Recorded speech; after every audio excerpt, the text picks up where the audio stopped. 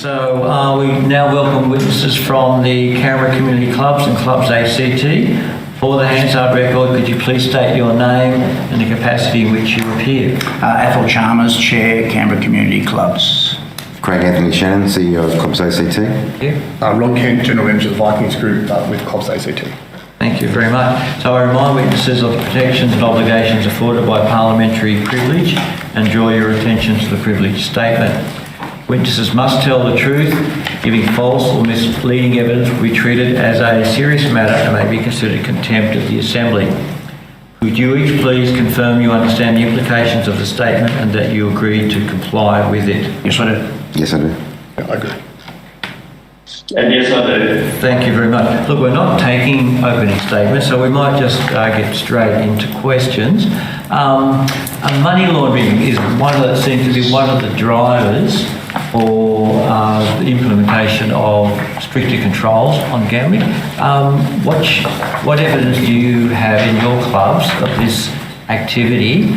And if there is such a problem, how would you think we could deal with that? I'm happy to address that directly, and it's the content on that is in our submission on cashless gaming.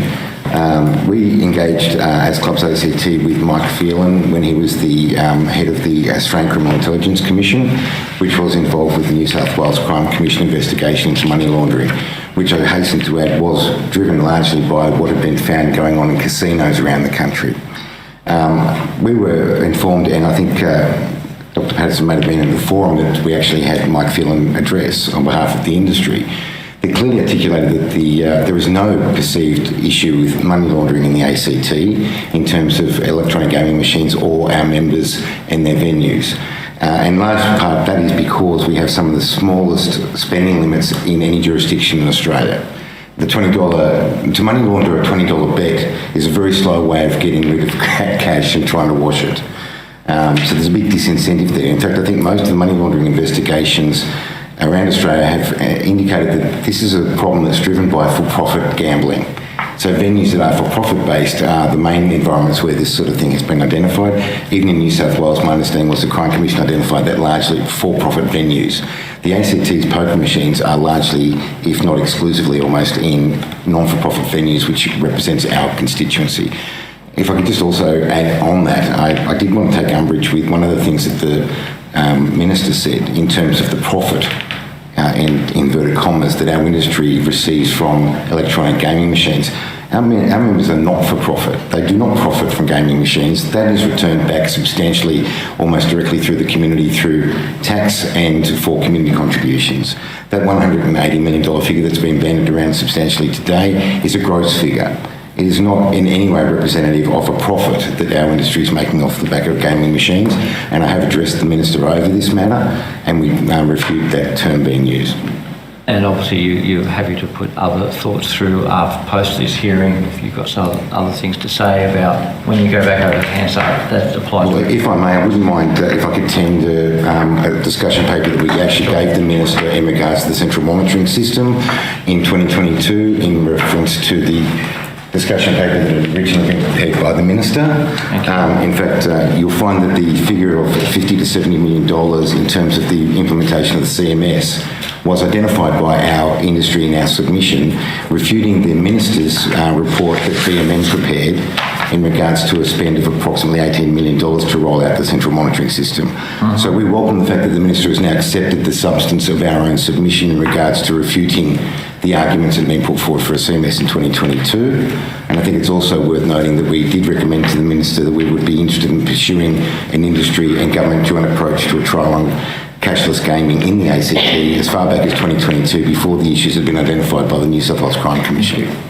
The only thing I'd add to what Craig has said, I mean, that 180 million is obviously the gross gaming machine revenue number, but I think probably the more important things in terms of where clubs are is what's the net profitability of clubs. And I think there seems to be a view out there that clubs are a highly profitable organisation and can afford to pay for things like CMS. I mean, I've done an analysis of the 21-22 financial accounts of all of the clubs in Canberra. And in fact, in that year, the clubs lost $100,000, right? So they didn't actually make a profit at all.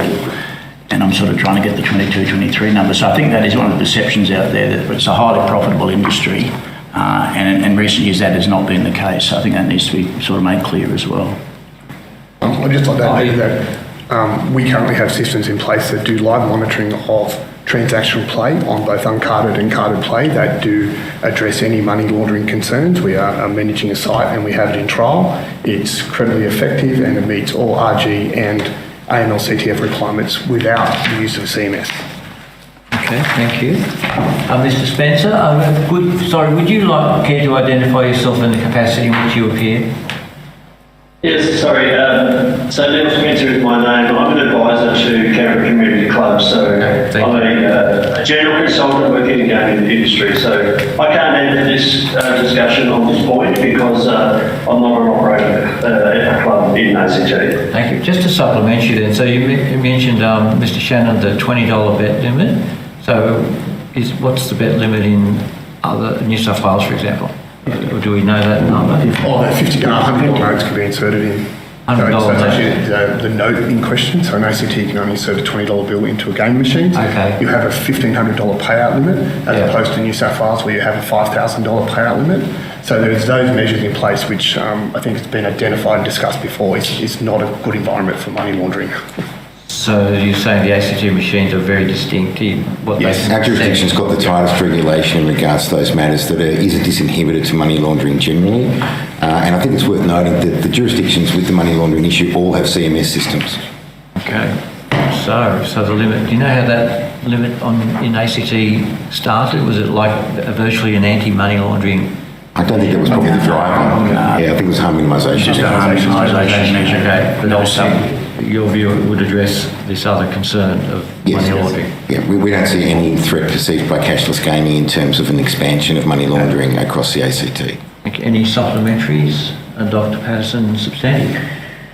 The Minister mentioned something around at the last Ministerial Council meeting. There was discussion that all machines in New South Wales and subsequently ACT were transitioning from a X series technology to QCOM technology.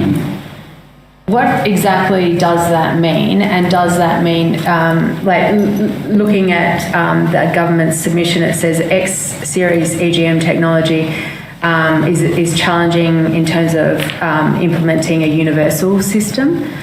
If the machines in the territory are going to switch to QCOM technology anyway, is it possible that through that process a universal cashless system could be implemented quite easily?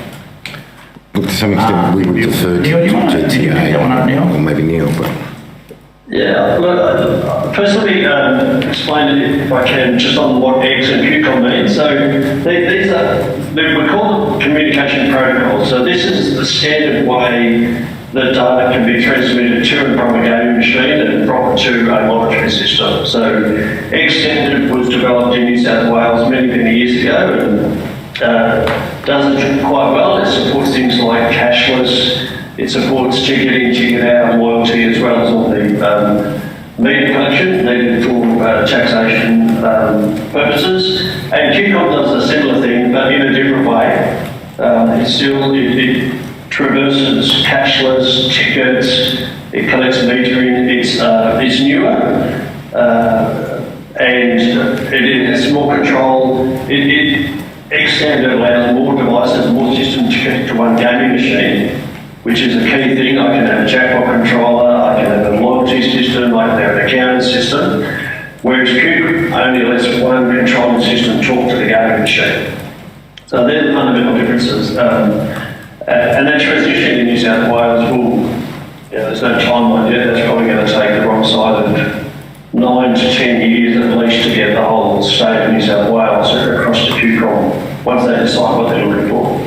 And does that impact on cashless? On CMS, or is the CMS completely central, a different discussion to that machine technology? Well, so a CMS relies on the data that comes from a machine. So it relies on principally the financial meters, we call it, so the bets, the wages, the wins, jackpots paid. That data is provided to monitoring systems in New South Wales via X standard.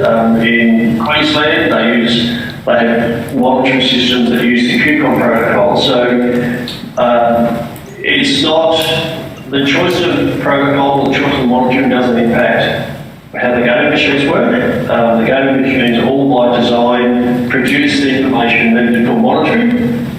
It's just that in QCOM, because I said there's only one connection, the monitor has to then facilitate other ancillary services like jackpots and loyalty and tickets, whereas in New South Wales, the current model, as you have in ACT, you can have multiple systems in the venue delivering those services differentially. And do our machines here, the government submission noted that the, is it BMI report or whatever? Yeah, that a large number of machines in the territory are actually quite old. Yes. Does this change to this QCOM technology mean that many machines will have to be upgraded? Inevitably there would be, and I think this is part of the issue that we've got more broadly with all these debates, facial recognition, CMS, cash.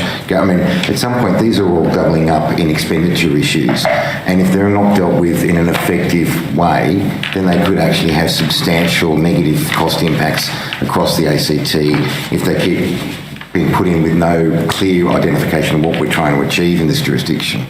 As far as the discussion that took place at the Ministerial Council, and Ethel was there with me, we were discussing purely the fact that the technology change that takes place in New South Wales will inevitably see machines in the ACT be QCOM enabled, because at the moment New South Wales is the regulator that approves the machines, and as you know, Dr. Patterson, that the ACT then adopts. So I think it was just a discussion about the realisation that with New South Wales moving to QCOM, there would be very little prospect that the ACT would retain X-series machines on that basis, and they would inevitably become QCOM-enabled machines. What you then do with them post that point in terms of a CMS or otherwise is a completely different issue. Thank you. Is it? Substantive. Yeah, substantive. In evidence earlier today, the Minister described pre-commitment caps, particularly from Tasmania, being an example with 5,000 per year, and I think it was 500 per month. Would clubs you support, you represent, support such caps? We support self-identified caps, not imposed caps, largely because I think the realisation that you've got to come to is that the more difficult you make it for people to actually express choice in determination of how they spend their own money, they may move to other wagering types, for instance, or gambling types, or in this sense, I was bemused by the commentary before about a territory-wide outcome here by one of the earlier witnesses. We are pleading with you to consider a harmonious approach with the New South Wales jurisdiction, because creating an ACT-wide outcome that is too restrictive will inevitably force people just to cross the border if they've got issues with gambling already. Mm-hmm. So you're actually pushing a bubble effect, in effect, if you don't actually look at a harmonious approach with New South Wales in terms of a lot of these issues. And that's the substance of our submission as well, I think, that we've put in this inquiry. We certainly want to see individual patrons empowered to have some control over their own spending patterns, and we want systems in place like an effective harm minimisation system with self-exclusion that underpins those sort of decisions. But I think the more difficult you make it for people to express their own choices in terms of the way they spend their money on their own machines. And in Tasmania, I understand they've changed these issues a number of times since the initial announcements in terms of limits or otherwise. So they set the bar high and then keep dropping them down with the realisation of a lot of the issues that are underpinning this. So if the ACT was to go and try to eliminate all poker machines, you would essentially just be driving the traffic over the border. Well, and we have a very clear example of that from the COVID period, which has been pretty well conveyed to a number of members of the Assembly by our industry. During the COVID period, when the lockdowns in the ACT were going on longer than New South Wales, and this has been, the data's all been put on the table, there was $15 million that went across the border into the Queanbeyan Leagues Club, and saw that club within a space of, I think, a week or two become the highest earning club for poker machine revenue in Australia. So there is no doubt that we are surrounded by poker machines outside of this jurisdiction. The more difficult you make it for people to actually gamble effectively and meaningfully in this town of their own choice in a way that doesn't harm them, then you're just going to push issues across the border. People will not get the assistance they need, because our venues are the pathway for interventions for a number of people when they've got gambling harm issues. Thank you. Okay, thank you. I think it's worth noting too that that's a push into both pubs and clubs. So we're a community-based gaming model. I think we give back to communities. As soon as we push people across the border, it goes to pubs. Yeah. Supplementary? Yeah, I guess to bring to the forefront the frustrations from gambling advocates, my frustration with the minister earlier is around we just can't keep on waiting. Like, this technology is actually available in all our bank cards, in everything else we do. Don't you think it's time we just make the decision and invest and move forward? Look, our view as an industry is that we want an investment in outcomes that are effective and meaningful. And we're in an environment at the moment where the technology is changing a lot faster than, frankly, a lot of dissidents complaining about some of the issues here actually seem to be abreast of. Player behaviour patterns, for instance, and AI technology in the way that can underpin identifying people who have risk behaviours is actually at the forefront of a lot of technology that's going on at the moment, and no one's discussed it today. We have a trial running at one of the clubs in the ACT here now based around player behaviour patterns that should be identifying people before they get into the situation of harm. We've invited the Minister and the anti-gambling lobby in this town to come and witness that and check out those systems. They have not come yet. They've refused to attend so far. They're not interested in the technology changes. When we're talking about technology change, it's a huge cost for industry, and at the end of the day, we're not talking about clubs paying this, it's the community members that actually are members of those clubs that bear that cost bear. As I said, they're not commercial operations. So we're basically expecting the community to put up with flights of fancy on outcomes that don't necessarily produce any effective, meaningful harm minimisation without actually investing in and understanding the technology options that are going on that might be viable out there. I don't believe that any of the previous witnesses from the last session have actually communicated with the manufacturers or even understand the technologies that we heard them discussing from some of the fanciful things I heard in that last session. Which club is doing this? That's at the Ruck over in Turner. It's called the OK Play system. We approached the Minister and we invited representatives of the gambling harm community to come along and have a look at that system. It seemed to be quite effective, but it tries to intervene with the player before they get to a point of harm, because it identifies player behaviour patterns through AI that are really quite in-depth and have been well researched. It's been utilised in a number of other clubs across New South Wales and Queensland, but I think the technology generally in terms of behaviour patterns of a player and AI is actually an emerging and very meaningful outcome potentially that should be investigated. Thank you. That supplementary? Supplementary on that. Identification is one thing. What's the intervention that the club then takes once it's behaviours? In that system, it notifies staff immediately if you're exhibiting behaviours that look like you're an at-risk individual, and that allows the staff to go and approach that individual and confirm that they are actually okay, that they're aware of what's going on, if they're in distress or otherwise. So it's an early warning system for staff to intervene, and that has been proven in other trials I've seen to be an effective model.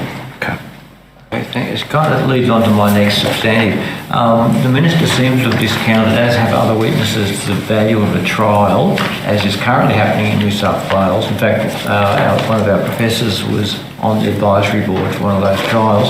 So do you see the value of a trial run of cashless gaming in the ACT, and how would you think that would happen and where it would happen? Well, to some extent we could embrace a trial relatively quickly. I understand the ACT probably get something up and running, and I do understand the Vikings Club, for instance, had volunteered a venue already that was basically not adopted as an opportunity to do a trial.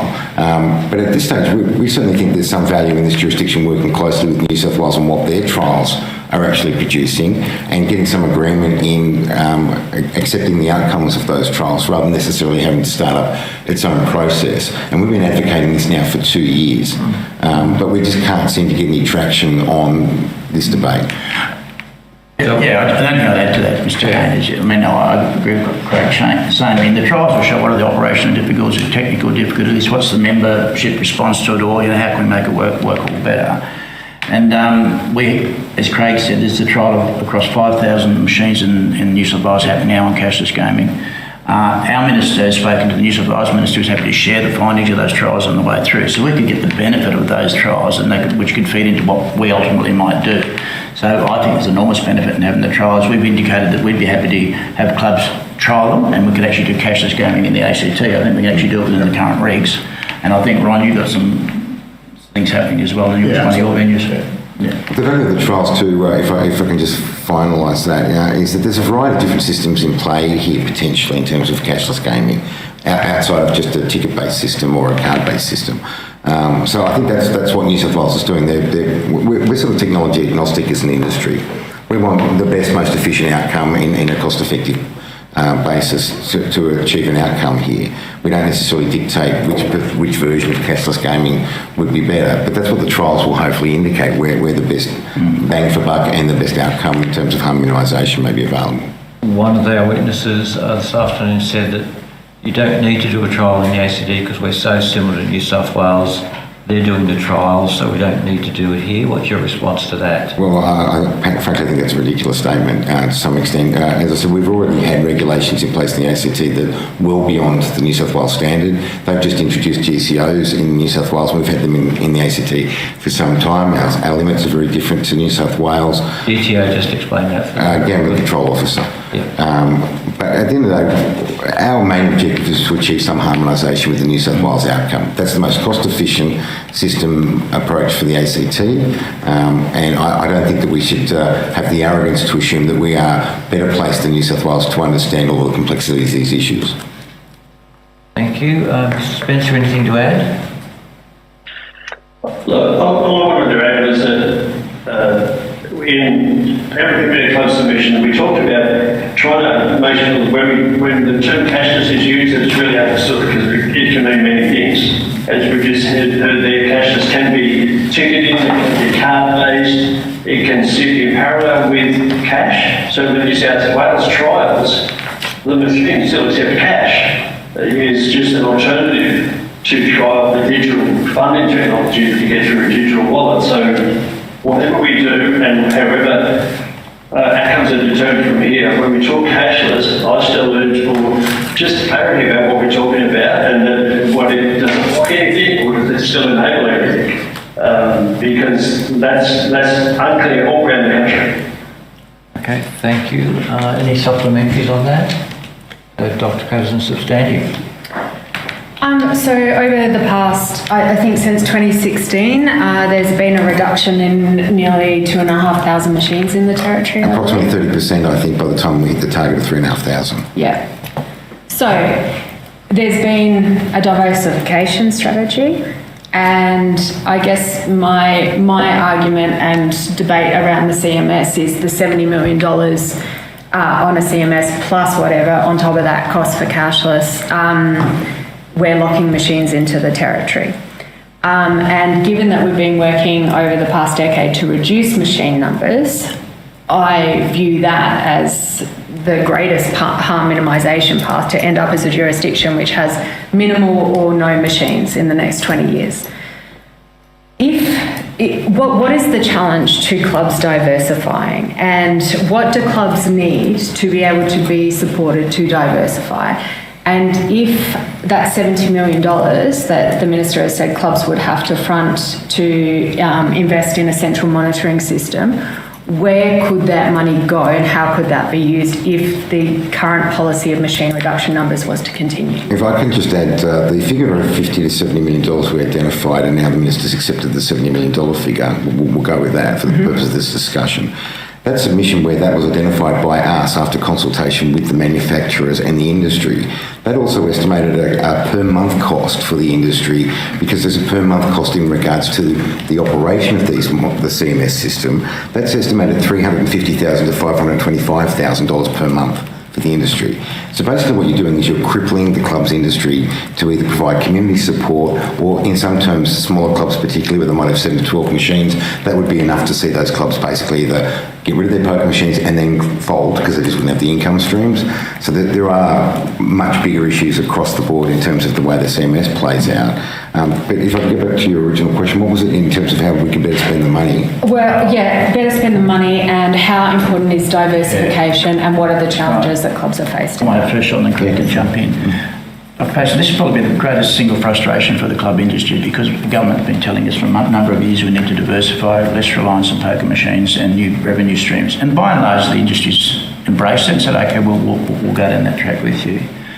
The problem we continually strike is we're getting reductions in gaming machines and the numbers are coming down. I'm getting tightening around that, and that's a big part of the revenue. But on the other side of the equation, we're trying to do, most clubs' assets is their land. So if you're going to diversify, you have to do something with your land. But that requires the planning area of the government to work with you to do that. And that will constantly run into roadblocks with that. And it's not just my club, but the other clubs. That's a constant roadblock. So I guess we're sort of quite unique, and we're an industry that on one side the revenue is being regulated down, and the other side we're not being able to replace it as easily as we would like through our diversification. And we own lots of land. Clubs own a lot of land. And it just always strikes me that there's lots of uses of that land that would benefit our community in Canberra, whether it's aged care centres, childcare centres or whatever. We can do that. We want to invest in that sort of thing, but we need the planning department to sort of come on board with it. So it's almost, to be honest, whether it's a dollar issue or a cultural issue or a process issue, you know, like $70 million, yes, clubs, they could assist clubs down that track, but I sort of feel it's almost a cultural and process issue that we just can't seem to get traction around progressing planning. And so one of our frustrations in the advisory council that Craig and I sit on, which is really there to implement the parliamentary agreement, virtually the entire conversation now is around the issue of the gambling harm issue, and that's an important issue, no doubt. But another part of the parliamentary agreement was to make planning for clubs easier. And to be honest, we just have not seen that at all. Yeah. So that's a big problem. And we certainly appealed to the Minister. There used to be a planning concierge appointed that was to assist clubs with development projects, to be a simple point of contact, to assist them through the processes. That hasn't been in place for some time. Now, we've raised, on behalf of the industry, both with the Minister for Gambling and most recently with the new Minister, Chris Steele, in the portfolio, about this planning concierge. We keep getting, in principle, support for it, but nothing's happened in regards to it. And certainly Athol and I have both been at the forefront of the ministerial council meetings of raising with the Minister our concern that the siloed nature of the way government's operating at the moment, there seems very little buy-in from EPSDD, for instance, to the government's pronouncements in regards to planning and diversification. So there's a disconnect between what government says at the parliamentary level and what we're seeing play out at the bureaucratic level in delivering those outcomes for the industry. Another big frustration from our point of view in terms of diversification is the fact that we don't have a long-term industry plan in terms of what the club industry should be looking to be in the next 15 years, how we get there. What is a club going to be? I mean, how is a club different from a pub if you get rid of revenue from EGMs? Who's going to fund the floor space functions? You know, those sorts of things that are currently fundamental issues, but we're governed as an industry largely through the prism only of gambling and alcohol. There's no foresight in terms of how this industry will evolve, and it's been a fundamental part of Canberra's development, the club industry, and yet it's only dealt with effectively through alcohol and gambling rather than a longer-term vision. And we're appealing to all parties in the election to work with us to actually do something in regards to that outcome. That might solve some of the issues that you're raising the questions about. Thank you. Just a supplementary on that. So what would the clubs be seeking to do? Subdivide and sell parcels of the land or diversify into other industries on the same site? In a number of cases, and most recently we've seen a number of announcements in terms of a number of our members working with not-for-profit social housing providers for the development of affordable and low-cost housing, residential. So that's one of the things. We're very keen to do things consistent with the social licence the industry has. And that fits very much into the argument that we've got about having a long-term industry plan. I mean, how can diversification be looked at in a broader context in terms of encouraging our members to be involved in a range of different social outcomes for the community that are a benefit to the communities and also help sustain the viability of the clubs? It doesn't necessarily have to be residential land development. It doesn't necessarily have to be putting a fitness centre or I mean, to some extent we're concerned that if clubs keep getting pushed into a whole range of different business opportunities, then you cease being actually a community club. And that's got to be an issue that we tackle in terms of a long-term planning model. Okay. All right. No, substantive. So coming to facial recognition technology, I know that's been trialled in some clubs here in the ACT. No, it hasn't. Sorry. We put a trial to the Minister 3 years ago. We have continually raised this issue with the ACT government in terms of the self-exclusion scheme. We recommended a trial that we had 2 clubs prepared to operate and a third potentially prepared to operate in the ACT based off the South Australian system that's been considered very effective and successful down there. In South Australia, it identified an 80% increase of breaches of self-exclusions. We have general acknowledgement across the sectors in the ACT that the self-exclusion model here does not work. and that's why we raise facial recognition in terms of a successful potential opportunity here to try something to make that more rigorous as an opportunity for self-exclusion to work effectively. And the Minister and many of the advocates you've heard here today giving evidence otherwise have opposed it outright. And quite frankly, I find an inherent contradiction in that claim that people are concerned about your privacy in terms of the operation of a facial recognition system that checks your face against an existing database of your photo compared to a single CMS model that would track all of your spending data in a central point and location. I think there's an inherent contradiction here in the arguments. Nearly every other jurisdiction has embraced facial recognition. New South Wales has rolled it out as part of their harm minimisation framework. We certainly think that it's a viable and effective model to give some rigour to the self-exclusion system in the ACT, but we cannot get support of the Minister to do it. We have close to 500,000 visitors over a year across our 4 sites in food, beverage, gaming.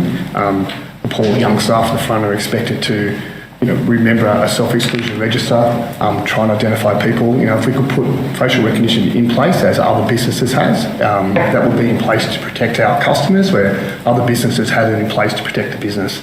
So I think, to me, facial recognition is we sort of must have in this industry. The problem we've got with the system, if I can, Mr. Braddock, is that at one point the database had 600 photos on it. So for that system to work effectively as it currently stands, an individual who could be an 18 or 19-year-old employee, potentially at the reception desk of a club, is apparently capable or meant to be capable of identifying 600 faces by looking at them themselves before they know that that person is potentially breaching a self-exclusion deed.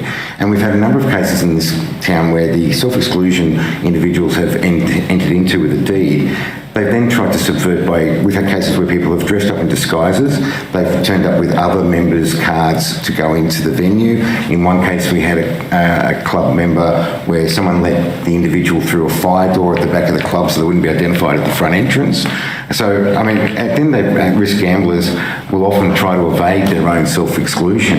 And we're trying to add some rigour with the facial recognition model to actually make those systems work properly. But we have not been able to get support from the Minister in regards to this proposal. Yeah, sorry, I thought the Labor Club had actually trialled this in Western Creek. No, there's been no trials of facial recognition because the difficulty is we can't get access to the database to do the trial. That's why we want to do a joint approach with the government and the GRC, and unfortunately the Minister and the GRC did not want to support us in that proposal. And that is the frustration for us more broadly in terms of harm minimisation, both in terms of that system and the OK to Play system identified earlier. The industry keeps coming to the government with proposals to try and enhance harm minimisation, and we get knocked back. We do not get support for them, and then we hear different arguments about models that don't necessarily have any evidentiary base to them in terms of, like the CMS, for instance, in how that's going to impact on harm minimisation. Thank you. Thank you. Just going back to a trial, I mean, what would a really legitimate trial look like? What would you be trialling very, very specifically, if you're able to say so? And what length of term, and how would you administer and evaluate such a trial? Well, to some extent, there's probably not much detail we can give you about that because there are a number of different systems in play potentially that will be trialled. But I think you'd be talking about a trial that would be some months in duration at least. From our point of view, we'd like to see different systems potentially trialled, and that's why I think going off the back of the New South Wales model at the moment and working with them in terms of their outcomes from those trials might be the most viable model for the ACT. So, and if it produced harmonisation in terms of outcomes with New South Wales, we also think that would be a substantially important feature of whatever the trial outcomes would be. And I think you'd mentioned earlier that you'd lobbied the Minister to do such a trial. Going back to 2022. Years ago. Obviously it's something that's been raised with him today as well. Do you have a refreshed sense of that maybe there's an openness, or you've got some other ideas to say that might be compelling? Well, I don't think that we've identified that refreshed thinking. Unfortunately, back to the CMS debate, and unfortunately, the CMS is not utilised in other jurisdictions as a harm minimisation tool in the terms it's been painted up today. It's suddenly become a magical box that got spewed out into the media last week, frankly in response to a tragic story that was in the media on the Monday, and suddenly was promoted as the silver bullet solution to all of these issues, and that is not the feature it's been discussed in any terms that we're aware of up until last Tuesday. Okay, Interesting, thank you. Dr. Patterson, substantive. So part of my debate with the Minister earlier was around the bet limits and the evidence for bet limits. And I have struggled to find any evidence and the Minister has not been able to provide evidence through questions on notice. I have seen the Raiders submission to the government's discussion paper when you went through that process on the bet limits. And they have a table in that document that shows that over 55,000 of the bets, by far the majority, were from $0 to $1 bet. So in terms of bet limits as a harm minimisation measure, from your experience as providers of EGMs, do you think that a $5 bet limit will reduce gambling harm? Like yourself, we've not seen as an industry any evidence put forward to that effect. And I understand the Raiders submission as you've referred to it, and I think we did touch on similar issues within our own submission at the time in regards to the CMS model. Bet limits, these are just blunt regulatory approaches that people throw up as solutions, but there is never any underpinning evidence to support those. Yeah, I think we did analysis. I think ClubsACT might under the average bet across the jurisdiction is like $2.50 or something like that. So it's much less than the $5. Yeah. And I think it's important to also keep in mind that, and I noticed the figures you mentioned earlier about the poverty line, for instance, but the ACT has the highest per capita income in Australia. And I think that gets lost in the debate here. So at the end of the day, a lot of the people who are gambling in whatever form in this town actually are doing it as an entertainment within the terms of their own spending capacity for the discretionary income. We are not a jurisdiction in a state of catastrophe, and it does disturb us a lot of the time that the debate around gambling, particularly EGMs, is quite catastrophic, when the ACT has actually got a very good narrative to tell the rest of the country about what's been achieved here. Not alone just on the 30% reduction, for instance, of machines in this jurisdiction since 2015, because there's no other jurisdiction that's achieved that outcome. Our industry has worked very productively with the government over a number of years now to achieve a lot of outcomes in terms of effectiveness in this town, and they're lost every time this debate starts because people get into a frantic series of hyperbolic arguments about gambling per se in a general context, when the ACT is not in any form of crisis in terms of this issue at the moment. So you mentioned the discussion I had around the Tasmanian 5,000 limit. Do you think the more productive way forward is around mandatory pre-commitment for individuals? So yes. They set their limit. Absolutely. They have to set a limit as to what their maximum capacity to gamble is. Absolutely. Voluntary pre-commitment, and I think you'd probably be aware this, it was mentioned earlier today that the first trial I think started in Tweed Heads or somewhere today, but that system actually allows the individual to set weekly, monthly and time limits on their spending. We tend to think if you empower individuals properly, particularly the average patron, that they will manage their spend patterns in a very effective way that prevents them from getting into gambling harm. As I said, the more restrictive you make it, you're more likely to force people onto different gambling types. If they've got an issue already with gambling, people gravitate very quickly. They'll cross the border to New South Wales, they'll hop onto sports bets or something else to make their spends if you make it too difficult for them to actually have some control. When there are individuals with harm exhibited in the way they're spending their money, the now venues are actually one of the only places where there are intervention pathways in situ. So you don't revert to your phone in the dark at home to spend your money. You go to one of our venues and our capably trained staff will identify you and offer you assistance and pathways into intervention outcomes. That's the only place it happens. We are the last bastion as far as trying to actively intervene and prevent harm for individuals in a real physical way. If we were out of the equation, then I don't know how anyone could portend that there would be better outcomes for the community. Right. No further substantives? No, I don't have any further substantives. Yeah. With cashless gambling, if you had a digital wallet set up in each venue, could Keno be part of that digital wallet, or would it solely be machines? Look, that's really a very technical question that the GTA would be in a better position to answer, and I think they took that on notice earlier today when you raised it. Look, conceptually, the technology is evolving very fast across the board. Perception, I suspect it probably wouldn't be a difficulty, but I really don't know the detail of that level of technology, unless Neil might have a view. Look, it's fundamentally the digital wallet holds your monetary amount for you at a venue. But the money is not stored on your phone, it's held at a venue. So it's quite conceivable that a Keno app could be integrated into the digital wallet app and you could fund one with the other. But that would be a matter for the vendors and probably be stimulated by the clubs if they wanted that as well. But it is a technical issue. We're actually seeing changes in cashless and how they're providing the digital wallets being held outside of the club. So I see a future where that would be possible. Look, thank you so much. Look, we've come to a close. Is there anything any of you would like to say in closing, briefly? I'd also like to tender another submission we put into the inquiry that the Assembly is doing on loneliness and social isolation, which outlines in a very clear way the role our clubs play, and where a lot of that $180 million revenue that was referred to earlier is going in terms of community support and activities. So I commend that to the board for consideration as well. Thank you very much. So on behalf of the committee, I'd like to thank all of you witnesses who have assisted the committee through your experience and knowledge, and thank Broadcasting Enhancer and our Secretary for their wonderful support. If a member wishes to ask questions on notice, please upload them to the Parliament portal as soon as practical and no later than 5 business days after the hearing. This meeting is now adjourned. Thank you very much. Thank you very much. Thank you.